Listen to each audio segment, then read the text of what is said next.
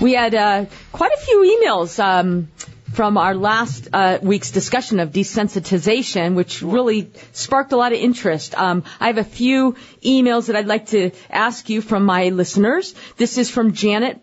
She states, "My dog is afraid of men, all men. I presume he was abused by a man. I live alone at this time, but it becomes a problem when someone like my father or a gentleman friend wants to come over. I end up isolating my dog in a room. In addition, on walks, we always cross to the other side of the street if I see a human male coming my way. Otherwise, my dog will start to bark uncontrollably. How can I go about desensitizing my dog to men?" Okay, this is not all that unusual. It's certainly possible the dog was abused, but it's also possible something like this can happen by accident.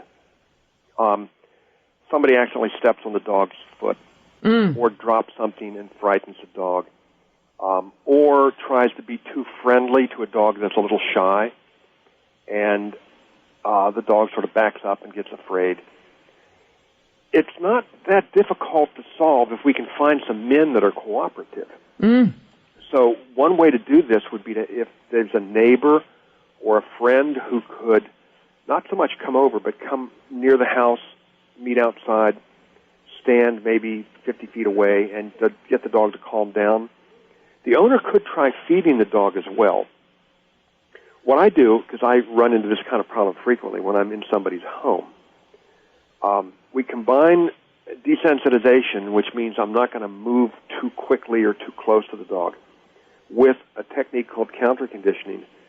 In this case, we use food. And instead of me trying to feed the dog by hand, I'll just find something the dog likes, like cheese or Cheerios or something, and toss them to the dog 10, 15, 20 feet away, and do that repeatedly.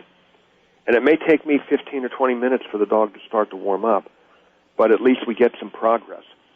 The more the man tries to be friendly with the dog, probably the more that they actually elicit fear. So you want to stay back, be cool, not do very much, toss the dog pieces of food, and it doesn't really require that the dog only gets fed when he's quiet, because in the beginning, he's not going to be quiet. He's going to bark. Right. And if you're far enough away and you can toss the food far enough and just do it repeatedly, the dog tends to calm down. But then I'm sitting down. I don't move until the dog is really able to come up close to me to maybe take food by hand or be petted.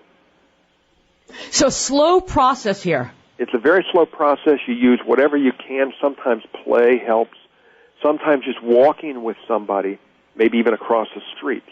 The dog can slowly get used to them after many, many walks.